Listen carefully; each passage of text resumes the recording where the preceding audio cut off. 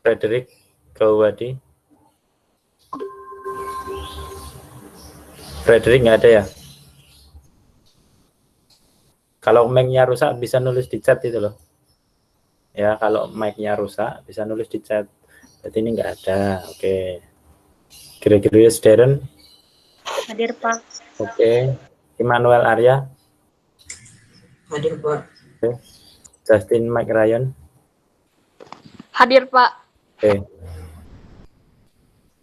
Kenny Darius. Hadir, Pak. Oke. Minggu yang lalu hadir nggak Kenny? Hadir, Pak. Minggu yang lalu hadir. Kok saya absen nggak ada ya kameranya? Arenia. Larenia. Ada? Nggak ada. Nicholas. Chandra. Hadir, Pak. Oke. Odilia, Bianca. Hadir, Pak. Oke. Rizkyla Morita. Hadir, Pak. Oke. Raina Amelia. Hadir, Pak. Oke. Reno Pascal. Hadir, Pak. Oke. Ricardo. Hadir, Pak. Oke. Tricia. Hadir, Pak. Valentina Edelin. Hadir, Pak. Oke. Wisnu Aryo. Hadir, Pak. Oke. Kita ke kelas 7B ya. Agnes Stefani. Hadir, Pak. Oke. Albertus Adi. Hadir, Pak. Oke. Anabella. Hadir, Pak. Oke. Nastasia Nuki. Hadir, Pak. Oke. Andrea Serangga. Hadir, Pak. Oke. Aurelia Octaviani. Oke. Beatricia Amanda. Hadir, Pak. Oke. Darren Gunawan. Hadir, Pak. Oke. Eleonora Anabel. Oke. Erika Francisca.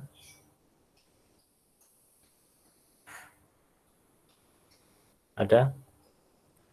Ada. Ada. Halo Erika. Ada. Oke. Ernestine Nauri. Oke. Minggu yang lalu ada nggak? Halo Ernestine. Ernestine. Minggu yang lalu ikut meet nggak? Ya? Iya. Saya absen kok nggak ada ya minggu yang lalu. Evan, Dave. Hadir, Pak. Oke. Felicia Evangeline. Hadir, Pak. Oke. Gerald Partogi.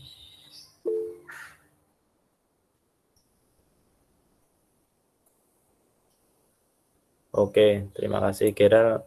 Mic-nya ini ya dia ngechat. Oke. Howard. Ada, Halo. Pak. Oke. Keisha Evangeline.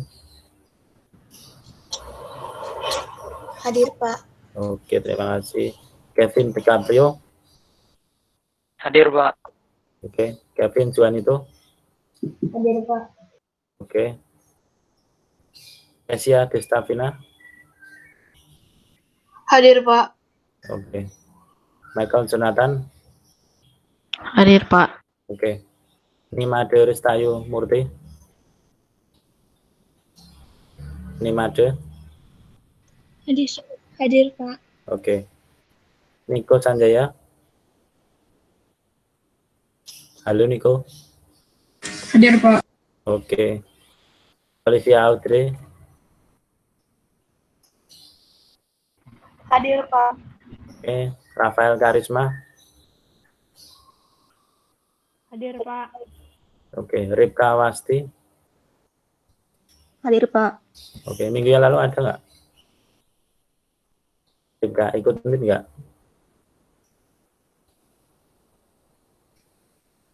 Halo Ripka. Iya, Pak. Minggu yang lalu ikut meet nggak? Ikut. Ikut. Ketika saya absen, kok nggak ada? Kemana?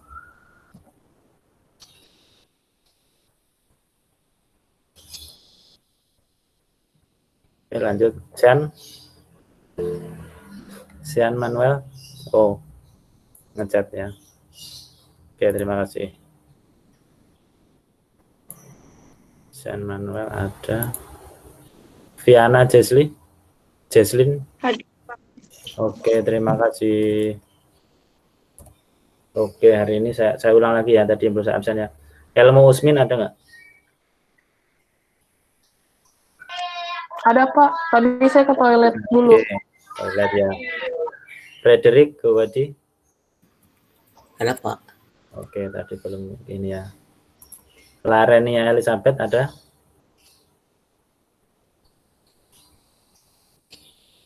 Oke, fix nggak ada ya Larenia ya. Jadi satu orang tidak bergabung ini Larenia. Sama ya satu orang aja.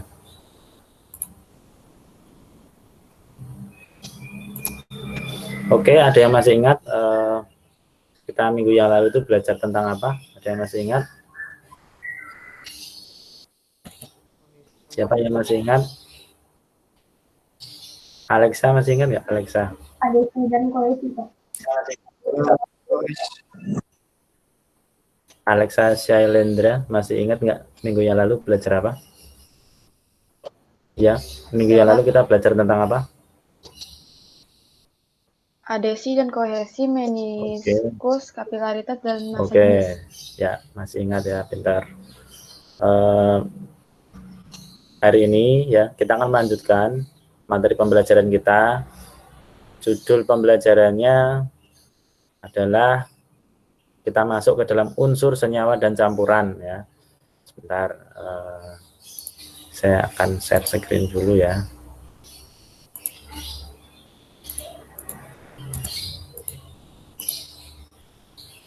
Tunggu dulu. Silakan disimak. Ini saya akan bagikan screen dulu. Apakah semuanya bisa melihat? Terlihat nggak? Oke, terima kasih. Jadi materi kita adalah unsur senyawa dan campuran. Ini melanjutkan materi minggu yang lalu ya. Jadi kita masih materi utama yang kita bahas itu adalah tentang materi dan perubahannya ya. Jadi materinya itu materi dan perubahannya. Nah, hari ini kita membahas tentang unsur senyawa dan campuran. Tetapi sebelumnya saya mau lihat ini dulu ya. Jadi pada beberapa puluh tahun yang lalu ya, itu seseorang itu sudah meramalkan apa yang akan terjadi saat ini. Jadi Ki Hajar Dewantoro itu salah satu Bapak Pendidikan Nasional dia sudah meramalkan bahwa suatu saat nanti ya belajar itu tidak harus di sekolah ya. Belajar tidak harus di sekolah terus dan dia punya pedoman seperti ini. Jadikan setiap orang itu sebagai guru dan setiap tempat sebenarnya setiap tempat itu sebagai sekolah. Jadi orang-orang di sekeliling kita itu bisa jadikan sebagai guru kita ya. Kita bisa belajar dari orang-orang di sekeliling kita atau di samping kita. Dan kita bisa menjadikan setiap tempat itu sebagai sekolah atau tempat untuk belajar. Contohnya kalian saat ini, ya kalian kan ada di rumah. Ya, walaupun di rumah, tetapi tetap bisa menjadikan rumah itu sebagai sekolah kalian atau tempat untuk belajar. Seperti saya saat ini, sebenarnya saya ini sedang berada di gudang ini ya. Kalian nggak tahu kan, ini saya berada di gudang ya. Kalau kamera saya arahkan ke samping kanan saya, di situ ada barang-barang ini ya, tumpukan barang-barang bekas ya di situ. Tapi kan kalian nggak tahu, jadi ya cukup saya saja yang tahu. Nah, sebelumnya ya, saya mau memberikan ini dulu ya. Ada gambar ini orang lagi minum air putih. Nah, di tubuh kita itu ya 60% itu terdiri atas cairan ya. Jadi tubuh kita itu tersusun 60% itu atas cairan. Maka kita itu dianjurkan untuk minum air putih. Ya, minum air putih sehari kira-kira berapa liter? Ada yang tahu? Minimal 2 liter, Pak. 2 liter. 2 liter. Oke, ya. Jadi sehari itu kemudian 2 liter apa 3 liter? 2, Pak. 2, enggak 3. 2,5 Kalau lebih boleh, Pak. Kan sehat, Pak. 2,5 Pak. Oh ya, oke. Atau minimal itu 8 gelas. Ya, minimal itu sehari itu 8 gelas yang harus kita minum. Nah, mengapa kita harus banyak minum air putih? Tentunya ini ada hubungannya dengan zat-zat yang dikandung oleh air tersebut. Ya, air itu mengandung apa kira-kira yang dibutuhkan oleh tubuh kita? Nah, itu makanya kita itu harus banyak-banyak minum air putih karena air putih itu mengandung ini ya. Nah, mengandung hidrogen dan oksigen. Selain itu, air putih juga mengandung natrium dan kalium. Jadi kalau hidrogen dan oksigen itu termasuk unsur ya. Nanti kita hubungannya dengan unsur ya. Hidrogen itu unsur, oksigen itu unsur ya. Kemudian natrium itu juga unsur, kalium itu juga unsur. Ini zat-zat yang berguna untuk tubuh kita. Ya. Kalau hidrogen dan oksigen itu nanti gunanya untuk proses di dalam metabolisme tubuh ya. Natrium dan kalium itu dia hubungannya dengan keseimbangan asam basa ya dalam darah. Jadi kalau orang itu sebenarnya kurang minum air putih, apa kira-kira efeknya bagi tubuh? Pusing. Kalau orang minum air putih, apa? Kalau orang minum air putih, Menjadi pusing. apa? Coba jangan terlalu cepat. Menjadi pusing Pak. Pusing ya, atau yang jelas haus ya. Orang nggak minum air putih haus nggak? Haus. Kemudian ya orang kurang minum air putih, lama-lama dia bisa namanya dehidrasi ya. Dehidrasi itu kurang cairan. Kalau orang kurang cairan, dia ya tadi ya mungkin efeknya kepusing, terus bisa pingsan ya, atau lemes, pingsan. Kemudian efek jangka panjangnya ini ya, itu kan air putih itu gunanya untuk di dalam darah juga. Kalau orang kurang minum air putih, nanti penyaringan darah di dalam ginjal itu akan mengalami masalah. Jadi orang akan bisa terkena penyakit gagal ginjal itu loh. Ginjalnya ya rusak gitu loh. Kalau kurang minum air putih. Jadi darah itu akan kental dan akan ketika disaring di ginjal itu akan melukai ginjal. Itulah maka kita harus minum air putih. Nah, lalu apa hubungannya tadi ya dengan unsur senyawa dan campuran atau unsur dan senyawa? Kita kan lihat dulu ya penggolongan materi. Jadi materi itu segala sesuatu yang memiliki massa dan menempati ruang itu disebut sebagai materi. Nah, materi itu ada yang namanya satunggal dan campuran. Nah, satunggal itu dia disebut dibagi dua ya, unsur dan senyawa. Mengapa disebut sebagai satunggal? Ya karena dia masih satu jenis benda gitu loh, satu jenis zat gitu loh. Maka disebut sebagai zat tunggal. Namun bentuknya bisa dua, bisa unsur dan senyawa. Kita akan lihat. Nah, tadi ya, zat tunggal itu ada unsur dan senyawa. Kemudian kalau campuran, tadi ada campuran homogen dan heterogen. Nah, kita akan lihat seperti ini. Jadi unsur itu, kita mulai dari unsur ya. Unsur itu zat tunggal atau zat murni yang tidak dapat diuraikan lagi menjadi zat lebih sederhana melalui reaksi kimia. Nah, di bumi ini ada sekitar 100 unsur. Nah, bagaimana para ahli itu mempelajari unsur? Kita akan saksikan di sini. Itu ada namanya tabel periodik unsur. Jadi di bumi ini ya, jenis-jenis unsur itu dibuat tabel seperti ini. Nah, kita kembali lagi tadi dulu. Unsur adalah zat tunggal atau zat yang tidak dapat diuraikan lagi menjadi zat yang lebih sederhana. Jadi ini bagian terkecil dari suatu benda. Jenisnya itu ada sekitar berapa ini? 103 ya, 103 unsur pembentuk dari materi di bumi ini. Nah, nanti mungkin di pelajaran SMA nanti akan kalian bedah lagi ini lebih mendalam lagi. Misalnya unsur besi itu ini kan ada angka ini ya, golongan 1, 2, 3, 4, 5, 6, 7 sampai ini 1, 2, oh ya. Ini ada golongan-golongannya ya. Jadi gini, nanti unsur besi itu yang mana saja ya. Jadi unsur besi itu ini ya. Bagian sini itu unsur besi, kemudian unsur gas itu di bagian sini ya. Ini unsur gas, terus nanti ada golongan-golongan yang lain. Nah, itu akan dipelajari di SMA, tetapi yang di SMP kalian cukup tahu kalau penulisan dari unsur itu seperti ini. Misalnya H itu kan pasti dia singkatan ya. Singkatan ini ditulisnya cuma H. H itu adalah hidrogen. Jadi penulisan lambang unsur itu bisa disingkat. Bisa dengan satu huruf saja, bisa dengan dua huruf. Kalau dengan dua huruf, dia pasti huruf besar di awal, huruf kecil di ini ya huruf kedua.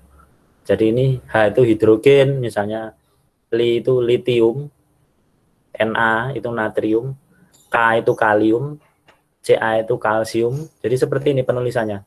Jadi kalau kamu ingin membedakan itu unsur bukan, lihat saja di penulisannya. Kalau dia cuma satu huruf saja, berarti dia unsur. Atau dia ditulis dengan huruf besar dan huruf kecil.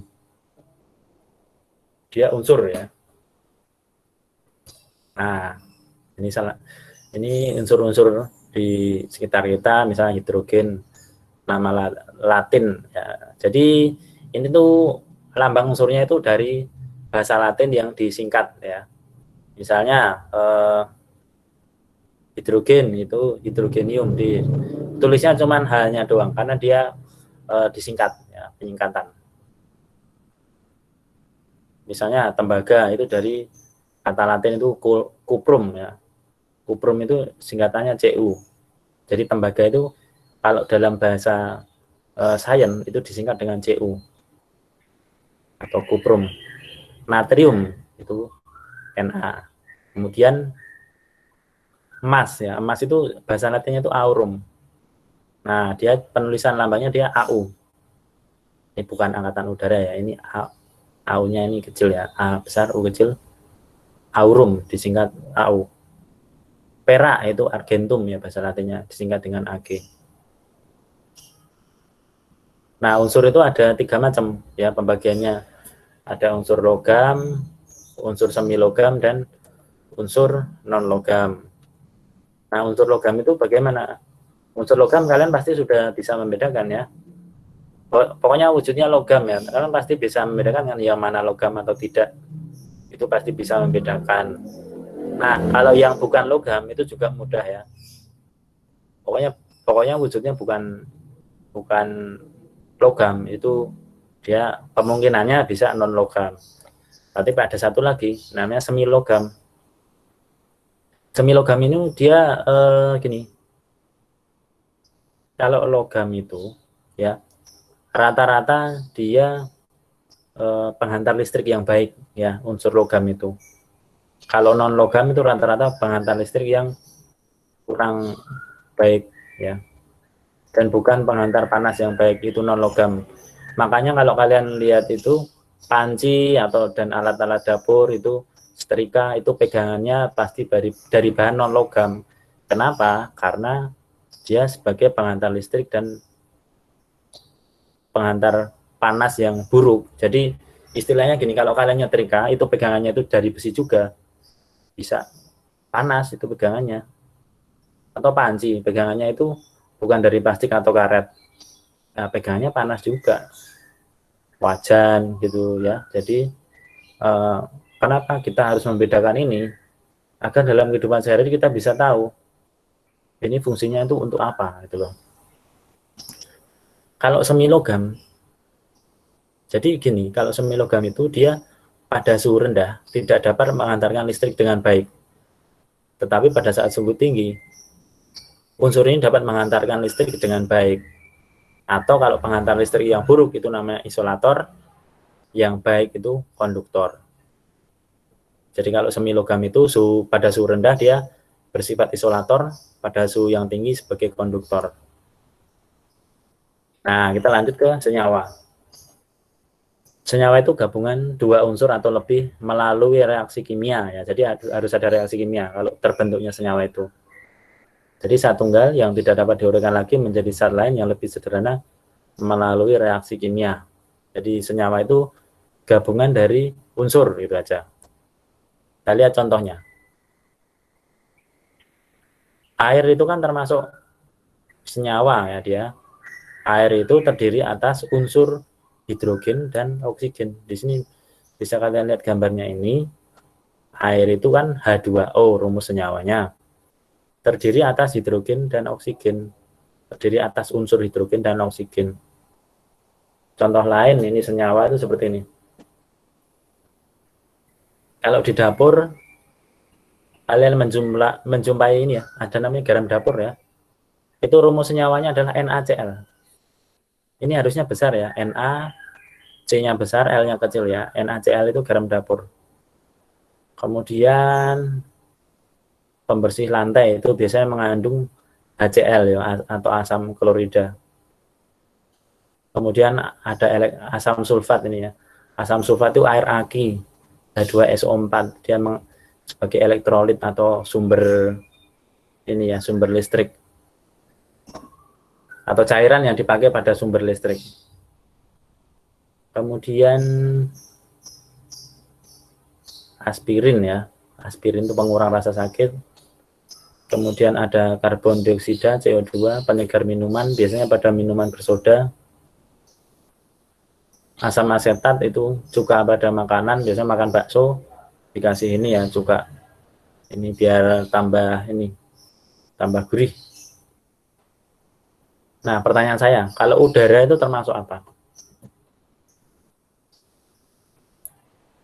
Coba, ada yang bisa menjawab, kalau udara itu termasuk apa? Termasuk unsur apa senyawa? Apa termasuk campuran? Udara itu termasuk unsur senyawa atau campuran? Campuran, Pak. Oke, Luis, alasannya apa, Luis? Ya kan udara itu sifatnya itu nggak tetap, itu selalu berubah-ubah. Jadi ya. Oke, saya tampung dulu ya, Luis. Pendapatnya adalah udara itu termasuk campuran, Pak. Oke, alasannya apa? Kita akan lihat nanti. Saya lanjutkan dulu. Nah, senyawa itu ada dua, ada senyawa organik dan anorganik. Kalau senyawa organik, dia berasal dari makhluk hidup atau dari proses fotosintesis. Kalau yang anorganik, dia dari sumber daya mineral yang terdapat di bumi. Ya, jadi tadi ada organik dan anorganik. Contoh yang organik itu contohnya ini, senyawa gula, alkohol, urea itu kan akibat dari proses itu ya, proses yang dari makhluk hidup atau proses fotosintesis. Tetapi kalau ini ya anorganik, misalnya air, garam, karbon dioksida itu kan dia memang mineral yang terdapat di bumi ini, bukan berasal dari makhluk hidup untuk menghasilkannya. Mungkin kalian bertanya-tanya, ini ya karbon dioksida ini kan tumbuhan kan makhluk hidup kan mengembuskan karbon dioksida. Ya memang, tetapi sebenarnya memang sudah ada ya, tanpa makhluk hidup dia ada gitu loh di bumi ini. Jadi dia masuk senyawa anorganik. Nah, kita masuk ke campuran. Campuran itu gabungan dari unsur dengan unsur atau unsur dengan senyawa. Dia membentuk campuran. Tetapi reaksinya adalah reaksi secara fisika. Artinya kalau campuran itu dia tidak ada reaksi kimia. Dan kalau kita bagi, ada campuran homogen dan heterogen. Kalau homogen itu kita nggak bisa lagi membedakan. Ini misalnya ada suatu, misalnya air susu ya, air susu itu bisa nggak kalian membedakan ini airnya di sini, ini susunya di sini? Pasti nggak bisa, karena sudah menyatu ya, itu campuran homogen. Nah, kalau yang heterogen itu campurannya masih kita bisa bedakan, misalnya campuran air dengan minyak goreng. Campuran air dan minyak goreng bisa kita bedakan, pasti minyaknya ada di atas dan airnya di bawah. Nah, ini termasuk campuran heterogen, karena bisa kita melihat penyusunnya apa saja itu masih bisa kita lihat. Nah, saya perbesar ya. Nah, ini campuran itu ada 3 ya, ada larutan, koloid, dan suspensi. Nah, kita langsung ke contoh saja ya. Yang disebut sebagai larutan itu dia itu intinya itu tidak dapat disaring, ya, tidak dapat disaring. Jadi campurannya itu nggak bisa disaring, dan dia tidak dapat kita bedakan. Itu penyusunnya apa saja itu nggak bisa kita bedakan. Contohnya larutan gula, larutan garam, itu nggak bisa kita. Misalnya larutan garam, kita nggak bisa lihat, oh ini airnya itu yang ini, garamnya itu yang ini, kan mereka sudah menyatu, jadi nggak bisa kita bedakan. Ini airnya di sini, garamnya di sini, nggak bisa. Mereka sudah menyatu. Air laut, pasti kalian juga nggak bisa lihat garamnya di mana. Ya, ini disebut sebagai larutan.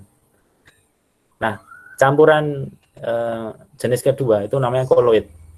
Koloid itu tidak dapat disaring, tetapi gini, dapat kita bedakan ya. Jadi intinya terjadi endapan di situ ya.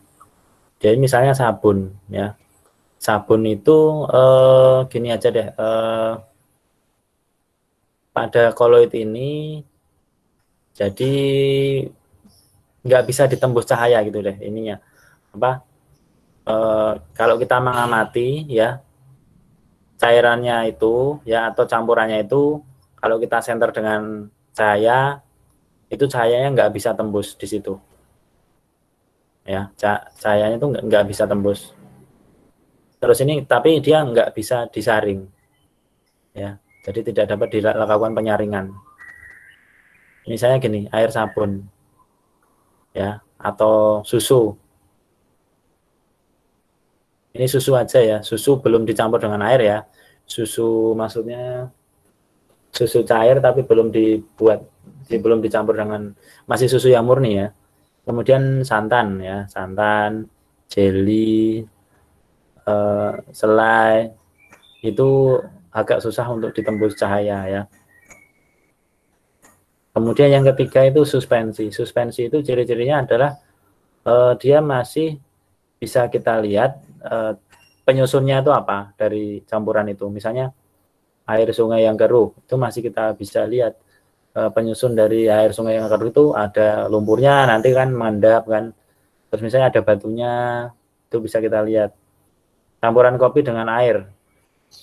Nah, kopi pasti ampasnya kan di bawah kan, jadi nggak menyatu seluruhnya. Minyak dengan air. Dan ciri-cirinya dapat disaring, kalau suspensi itu dapat disaring. Nah, perbedaannya apa? Unsur senyawa dan campuran. Kalau unsur itu terdiri atas satu atom saja, misalnya hanya H atau H2 atau O2, itu termasuk unsur. Tapi kalau senyawa misalnya H2SO4, H2 apa itu kan. Jadi NaCl itu termasuk senyawa. Kalau campuran dia gabungan dari senyawa dan senyawa atau unsur dan unsur. Misalnya kalau campuran tadi, misalnya gini, air susu atau air teh, itu kan campuran dari, kalau misalnya air teh ya, itu campuran dari teh, gula, dan air. Berarti terdiri atas senyawa-senyawa. Misalnya senyawa air, senyawa gula, ya itu digabung jadi campuran. Nah, perbedaannya kalau senyawa itu dia dapat dipisahkan dengan dapat diuraikan menjadi unsur-unsur dengan reaksi kimia. Nah, tetapi kalau campuran, dia dapat dipisahkan hanya secara fisika saja, dia dapat dipisahkan. Contohnya gini, kalau campuran itu dapat dipisahkan dengan penyaringan. Nah, penyaringan itu kan bukan reaksi kimia, tetapi dia pemisahan dengan cara fisika. Hanya disaring aja kita bisa memisahkan penyusun dari campuran ini. Contoh nomor 1. Ini ada N dan N. Nah, berarti ini N2. Ini termasuk unsur ya. Ini termasuk unsur. Ini ada P, ada P4. Ini termasuk unsur juga. Kenapa? Masih hanya satu jenis. Ya, terdiri atas satu jenis. Ini juga satu jenis. Kalau ini H hanya ada 2 dan O-nya 1, H2O. Berarti dia termasuk apa ini? Senyawa ya. Ini N, NH3 ya. NH3 itu termasuk senyawa. Jadi ini saya ulang ya, ini N masih sejenis, berarti dia unsur. Ini unsur juga, meskipun jumlahnya ada 4, tetapi kan sejenis unsur. Ini H2O, dia senyawa. Ini N hanya ada 3, dia termasuk senyawa. Nah, kalau gambar seperti ini, ya gini. Ini kan cuma satu jenis, dia termasuk unsur. Kalau ini kan ada 2 jenis, dia termasuk senyawa. Gambar ketiga, ini termasuk campuran, karena ada bermacam-macam ya, ini bermacam-macam. Ada lebih dari 2 jenis di sini. Ada lingkaran, segitiga, persegi. Ada persegi yang di bold. Ini ada macam-macam jenis, berarti di sini termasuk campuran ini. Oke, ada pertanyaan dulu nggak?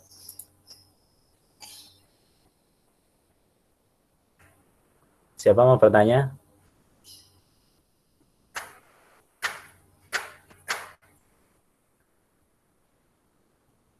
Apakah ada yang mau bertanya dulu? Silakan, diperbolehkan, silakan bertanya.